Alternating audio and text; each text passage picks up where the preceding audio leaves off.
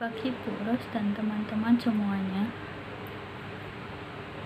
Pertama-tama izinkan kami memperkenalkan diri terlebih dahulu. Nama saya Fenty Patricia Litanara Putri dan juga rekan saya ada Temi Holili. Pada pagi hari ini kami akan mempresentasikan mengenai perkembangan emosi anak usia dini. Selamat menonton video presentasi kami. Selamat pagi Bu Ros dan teman-teman. Saya Temi akan menjelaskan pengertian emosi dan faktor-faktor yang mempengaruhi. Pengertian emosi. Menurut Sudarsono 1993, emosi adalah suatu keadaan yang kompleks dari seseorang seperti tergugahnya perasaan yang disertai dengan perubahan-perubahan dalam organ tubuh yang sifatnya luas. Biasanya ditambahi dengan perasaan yang kuat yang mengarah ke suatu bentuk tingkah laku. Erat hubungannya dengan kondisi tubuh, denyut jantung, sirkulasi darah, pernafasan, dapat diekspresikan seperti tersenyum, tertawa, menangis, dapat merasakan sesuatu seperti merasa kecewa, merasa senang. Menurut M. Ali dan M.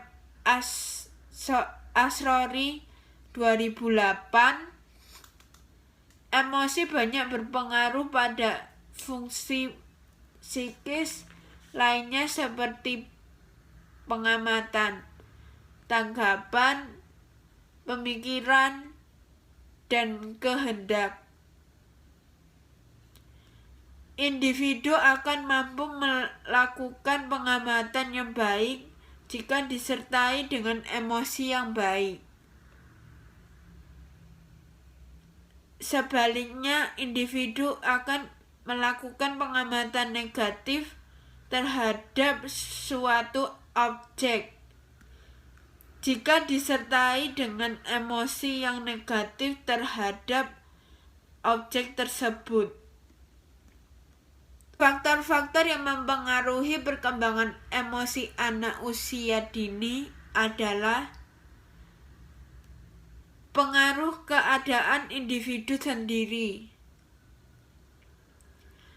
Keadaan individu seperti intelijensi, keadaan fisik, usia, peran seks, dan lain-lain. Harlock 1991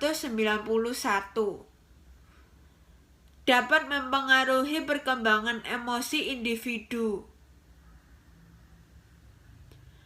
Hal yang cukup menonjol adalah berupa cacat tubuh atau apapun yang dianggap oleh diri anak sebagai kekurangan akan sangat mempengaruhi perkembangan emosi anak. Pada kondisi ini, perilaku umum yang biasanya muncul adalah merasa rendah diri, mudah tersinggung, atau menarik diri dari lingkungannya. Konflik-konflik dalam proses perkembangan. Di dalam menjalani fase-fase perkembangan, tiap anak harus melalui beberapa macam konflik yang pada umumnya akan dapat dilaluinya dengan baik.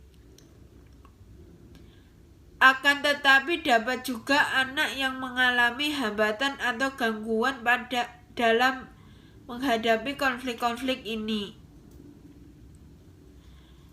Anak yang tidak dapat mengatasi konflik-konflik tersebut biasanya akan mengalami gangguan emosi.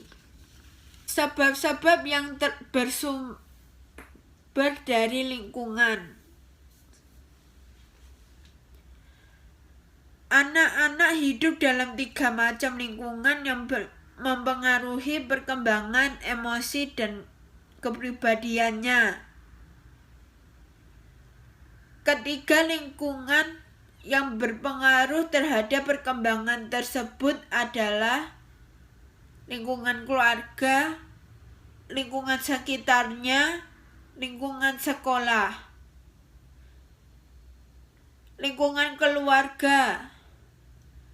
Keluarga merupakan lingkungan pertama dan utama bagi perkembangan emosi anak usia dini. Keluarga dapat menjadi emotion security, kematangan dan ketahanan emosi. Pada tahap awal perkembangan anak,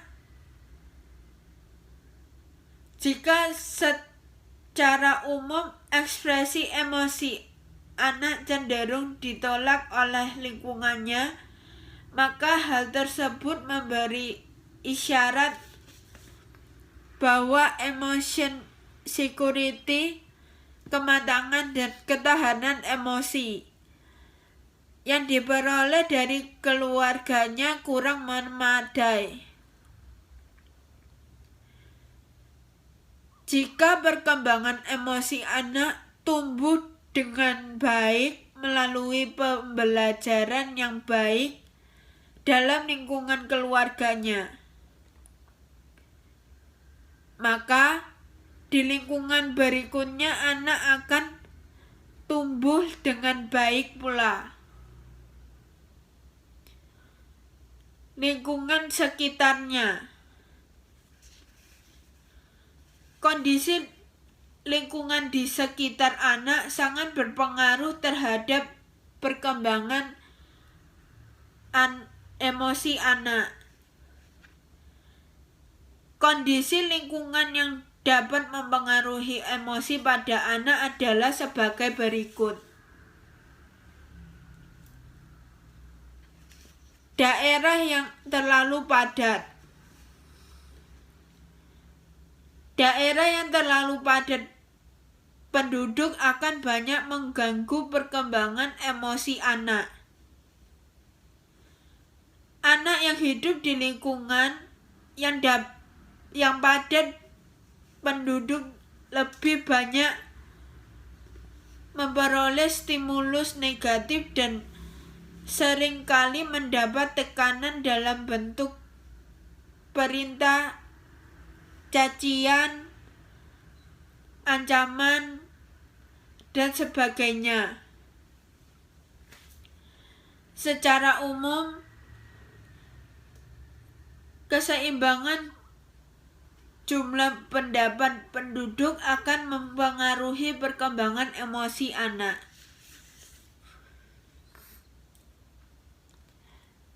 Daerah yang memiliki angka kejahatannya tinggi. Anak yang dibesarkan di daerah yang rawan kejahatan akan mengganggu perkembangan emosinya. Anak yang tinggal di daerah tersebut selalu diliputi kekhawatiran, kecemasan, dan ketakutan. Akibatnya, anak akan menjadi penakut, tingkat kecemasan selalu tinggi, takut berpergian sendiri, takut ditinggal pergi. Kurangnya fasilitas rekreasi. Anak yang sering diajak ke tempat rekreasi akan lebih banyak mendapat stimulus yang menyenangkan. Stimulus tersebut sangat bermanfaat untuk perkembangan emosi anak. Anak yang sering diberi fasilitas rekreasi memiliki perkembangan emosi yang lebih baik dibandingkan yang jarang atau bahkan yang tidak pernah. Lingkungan sekolah. Sekolah mempunyai tugas untuk membantu anak dalam perkembangan emosi dan kepribadian anak. Kegagalan di sekolah sangat berpengaruh terhadap perkembangan emosi anak. Lingkungan sekolah yang dapat menimbulkan gangguan perkembangan emosi anak yaitu hubungan yang kurang harmonis antara guru dan anak. Guru merupakan idola dan keteladanan bagi anak usia dini. Dalam beberapa kasus, banyak anak usia dini yang lebih menurut dan mau melaksanakan tugas yang diberikan gurunya dibandingkan jika harus mengikuti apa yang dianjurkan orang tuanya. Hubungan yang kurang harmonis dengan teman-temannya. Hubungan dengan teman sebaya sangat meningkat pada usia prasekolah. Jika terjadi pertengkaran, permusuhan, atau percecokan akan berdampak pada perkembangan emosi anak. Selanjutnya, akan dilanjutkan teman saya Fanly. Ya, terima kasih. Sekarang saya akan membahas mengenai teori-teori yang membahas mengenai emosi. Teori yang pertama yaitu teori sentral. Menurut teori ini, gejala kejasmanian merupakan akibat dari adanya emosi yang dialami oleh individu. Jadi menurut teori ini, individu mengalami emosi terlebih dahulu, kemudian mengalami perubahan-perubahan dalam kejasmaniaannya. Jasmani yaitu berarti fisik, yang terlihat secara fisik, seperti mata, mulut, hidung, tangan, kaki, dan lain-lain. Sebagai contoh yaitu di saat emosi seseorang sedang sedih, kemudian mengalami perubahan-perubahan dalam kejasmaniaannya. Saat seseorang sedih ini, perubahan yang ditunjukkan dalam kejasmaniaannya yaitu seperti menangis. Dan contoh lainnya, pada saat emosi yang ditunjukkan yaitu ketakutan. Kemudian perubahan-perubahan dalam kejasmaniaannya yaitu seperti detak jantung berdetak dengan cepat, kemudian merasa gugup, lalu bulu kuduk berdiri, seperti itu. Lalu teori yang kedua yaitu teori periferal. Teori ini dikemukakan oleh seorang ahli berasal dari Amerika Serikat bernama William James pada tahun 1842 sampai 1910. Menurut teori ini, justru kebalikan daripada teori sentral. Gejala-gejala kejasmanian bukanlah merupakan akibat dari emosi yang dialami oleh individu, melainkan teori ini menjelaskan bahwa emosi yang dialami oleh setiap individu merupakan akibat dari adanya gejala kejasmanian. Jadi sebagai contoh yaitu emosi yang ditunjukkan yaitu seperti menangis. Maksud saya emosi yang ditunjukkan seseorang merasa sedih. Sedih ini akibat dari adanya gejala kejasmanian yang terlihat, yaitu seperti menangis. Dan contoh lainnya yaitu emosi yang ditunjukkan seperti ketakutan. Ketakutan ini muncul akibat dari adanya gejala kejasmanian, itu seperti bulu kuduk berdiri, lalu detak jantung berdetak dengan cepat, seperti itu. Lalu teori yang ketiga yaitu teori kepribadian. Menurut teori kepribadian, emosi merupakan suatu aktivitas pribadi, di mana pribadi tidak dapat dipisahkan dalam jasmani dan psikis. Jadi menurut teori kepribadian ini, emosi adalah suatu aktivitas pribadi yang tidak dapat dipisahkan dalam jasmani, yaitu dalam fisik seseorang dan juga psikis atau mental, kondisi mental seseorang. Selanjutnya saya akan menjelaskan mengenai tahapan perkembangan emosi anak usia dini. Tahapan perkembangan emosi anak usia dini dimulai sejak saat bayi baru lahir ke dunia. Emosi yang ditunjukkan pada saat itu yaitu menangis.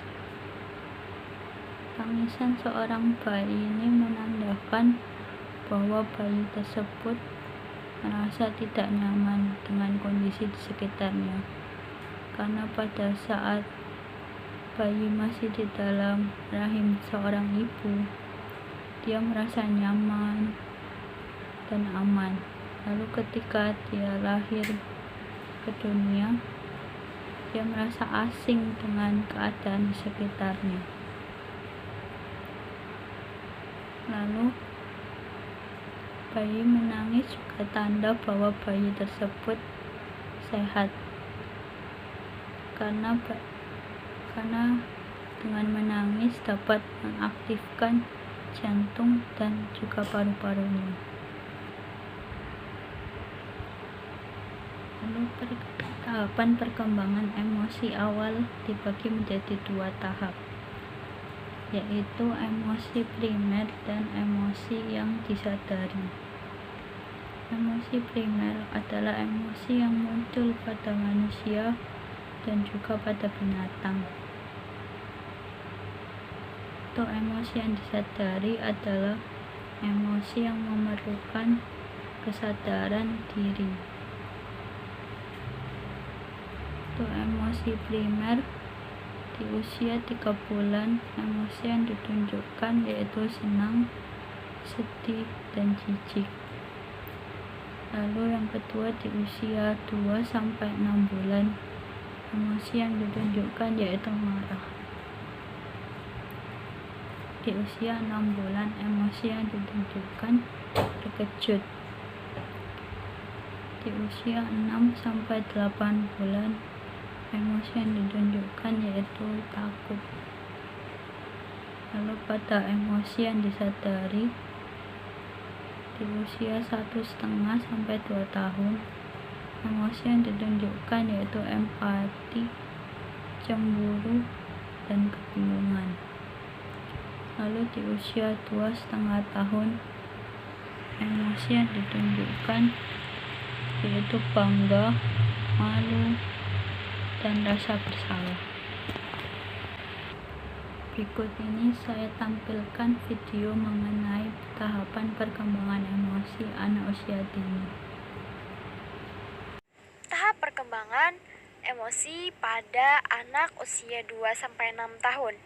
2-3 tahun mulai bisa mengungkapkan ketika ingin buang air kecil dan buang air besar, mulai memahami hak orang lain seperti harus antri, menunggu giliran, dan lain sebagainya. mulai menunjukkan sikap berbagi, membantu, dan bekerja sama, menyatakan perasaan terhadap anak lain, suka dengan teman karena dia baik hati atau tidak suka karena anak itu nakal, dan lain sebagainya. Berbagi peran dalam suatu permainan seperti menjadi dokter, perawat, pasien, penjaga toko, dan pembeli. Usia 3-4 tahun mulai bisa melakukan buang air kecil tanpa bantuan. Bersabar menunggu giliran, mulai menunjukkan sikap toleransi terhadap teman dan dapat bekerja dalam kelompok, mulai menghargai orang lain, bereaksi terhadap hal-hal yang dianggap tidak benar, seperti marah apabila diganggu atau diperlakukan secara berbeda, mulai menunjukkan ekspresi menyesal ketika melakukan kesalahan. Di usia 4-5 tahun, menunjukkan sikap mandiri dalam memilih kegiatan, mau berbagi, menolong, dan membantu teman, menunjukkan antusias dalam melakukan permainan kompetitif secara positif, mengendalikan perasaan, menaati aturan yang berlaku dalam suatu permainan, menunjukkan rasa percaya diri, menjaga diri sendiri dari lingkungan, menghargai orang. Usia 5-6 tahun, bersikap kooperatif dengan teman, menunjukkan sikap toleran, mengekspresikan emosi yang sesuai dengan kondisi yang ada, senang, sedih, antusias, dan lain sebagainya, mengenal tata krama dan sopan santun sesuai dengan nilai sosial budaya setempat, memahami peraturan dan disiplin, menunjukkan rasa empati, memiliki sikap gigih atau tidak mudah menyerah, bangga terhadap hasil karya sendiri, dan menghargai keunggulan orang lain. Bentuk emosi ada beberapa macam. Ada rasa marah, rasa takut, bahagia, rasa cinta, terkejut, rasa jijik, dan rasa sedih. Rasa marah ditandai dengan detak jantung meningkat, hormon adrenalin meningkat, dan mengalirkan energi untuk memukul, mengumpat, dan lain sebagainya. Rasa takut ditandai dengan tubuh terasa membeku, reaksi waspada, wajah pucat, darah terasa mengalir ke otot rongga besar, misalnya kaki untuk dapat lari, atau mata terasa awas untuk mengamati kondisi sekitar. Rasa bahagia ditandai dengan adanya peningkatan aktivitas dan pusat otak yang menghambat perasaan negatif dan menenangkan perasaan yang menimbulkan kerisauan. Rasa cinta ditandai dengan adanya perasaan kasih sayang serta pola simpatik yang menunjuk pada respon relaksasi, yaitu kumpulan reaksi pada seluruh tubuh yang membangkitkan keadaan yang menenangkan serta rasa puas untuk mempermudah kerjasama. Rasa terkejut ditandai dengan naiknya alis, merupakan reaksi untuk suatu kemungkinan menerima lebih banyak informasi atau mencoba menyelami apa yang sedang terjadi untuk merancang tindakan baik. Rasa jijik ditandai dengan sikap hidung mengkerut, menutup, atau ungkapan lain wajah rasa gigik akibat rangsangan bau atau rasa menyengat. Rasa sedih ditandai dengan menurunnya kegiatan atau semangat hidup yang melakukan kegiatan sehari-hari karena menyesuaikan diri akibat adanya kehilangan atau menyedihkan atau kekecewaan yang sangat besar. Ada beberapa hal untuk membangun kecerdasan emosional anak sejak dini. Yang pertama, mengenali emosi anak. Orang tua bisa menjelaskan apa dan bagaimana setiap emosi itu dan dampaknya bagi orang lain. Misalnya, jika anak marah, apa dampaknya bagi orang di sekitarnya? Mengenalkan emosi ini bisa dengan tulisan dan gambar yang bisa dipahami oleh nalar anak usia dini. Usahakan untuk tetap berpikir positif untuk setiap emosi yang dirasakan anak, seperti marah atau sedih. Untuk mengajarkan setiap emosi adalah baik untuk diterima. Kedua, yaitu mengenalkan emosi orang tua. Setelah anak memahami emosi yang dirasakannya, lalu kembangkan informasi tentang emosi yang dirasakan orang tua. Ceritakan hal yang membuat orang tuanya senang atau sedih untuk melatih kecerdasan emosional dan empati terhadap orang lain.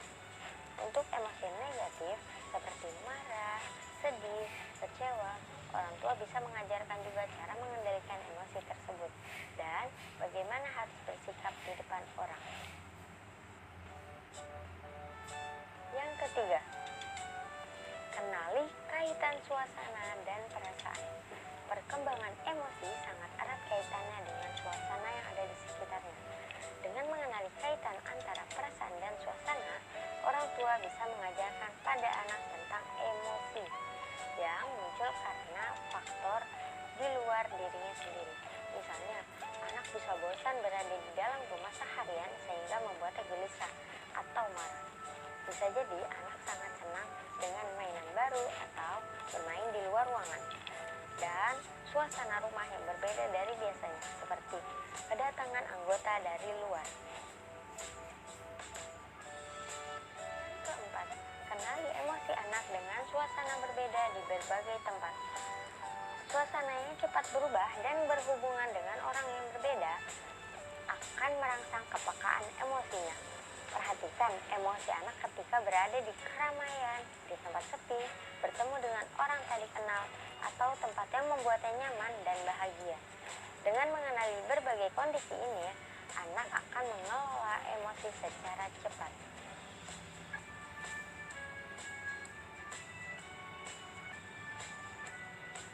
Ada beberapa kondisi umum yang bisa dijadikan patokan bagaimana perkembangan emosi anak usia dini mempengaruhi setiap pribadi anak. Yang pertama, ekspresi emosi yang baik dan tidak baik yang dipelajari anak dari orang tua, kerabat dekat, ataupun guru di sekolah. Yang kedua, temperamen bawaan dari anak sejak lahir. Yang ketiga, kondisi kesehatan anak yang baik dan mendorong perkembangan emosi anak usia dini yang menyenangkan. Dan yang terakhir, lingkungan rumah yang berisi emosi positif termasuk pola asuh dalam keluarga.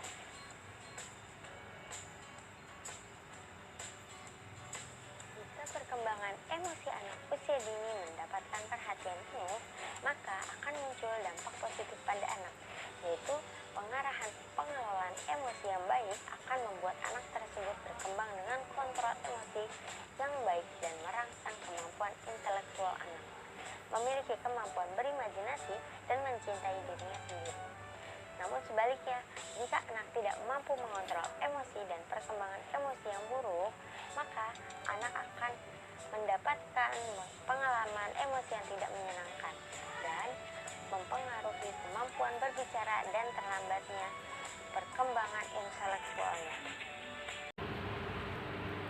Kesimpulan yaitu yang pertama, emosi adalah suatu keadaan yang kompleks yang mencakup perubahan yang disadari yang mendalam sifatnya dari perubahan tingkah laku dan mempengaruhi fungsi-fungsi psikis lainnya seperti pada pengamatan, anggapan, pemikiran, dan kehendak.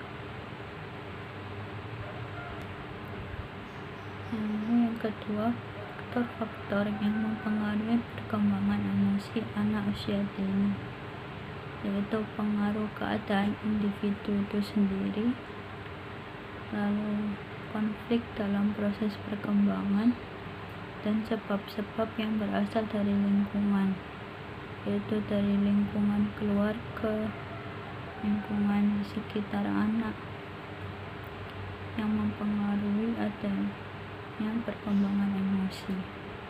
Dan juga yang terakhir yaitu lingkungan di sekolah. Lalu yang ketiga yaitu teori-teori yang membahas mengenai emosi. Ada teori sentral yang menjelaskan mengenai individu itu mengalami emosi dahulu, kemudian mengalami perubahan dalam kejasmaniaannya. Lalu teori periferal menjelaskan mengenai emosi yang dialami individu itu merupakan akibat dari adanya gejala-gejala kejasmanian yang muncul. Lalu selanjutnya teori kepribadian, bahwa emosi merupakan suatu aktivitas pribadi yang tidak dapat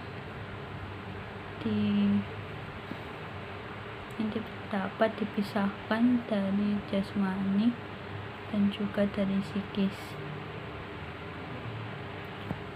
Lalu yang terakhir yaitu tahapan perkembangan anak usia dini, dimulai pada saat bayi itu lahir ke dunia. Emosi yang ditunjukkan yaitu contohnya yaitu menangis. Tangisan pada bayi yang baru lahir itu menandakan bahwa bayi merasa tidak nyaman. Seperti yang saya jelaskan tadi, bahwa bayi merasa tidak nyaman karena saat berada di dalam rahim ibunya, dia merasa nyaman dan aman.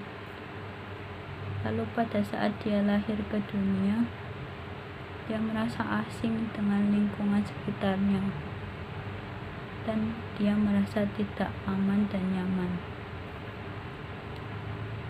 Lalu menangis itu tanda bahwa bayi tersebut sehat, karena dengan menangis bayi tersebut dapat mengaktifkan jantung dan juga paru-parunya. Sekian dan terima kasih telah mendengarkan presentasi dari kelompok kami. Mohon maaf apabila ada salah kata, dan apabila teman-teman ada yang ingin bertanya, bisa bertanya melalui forum diskusi di Bella. Terima kasih.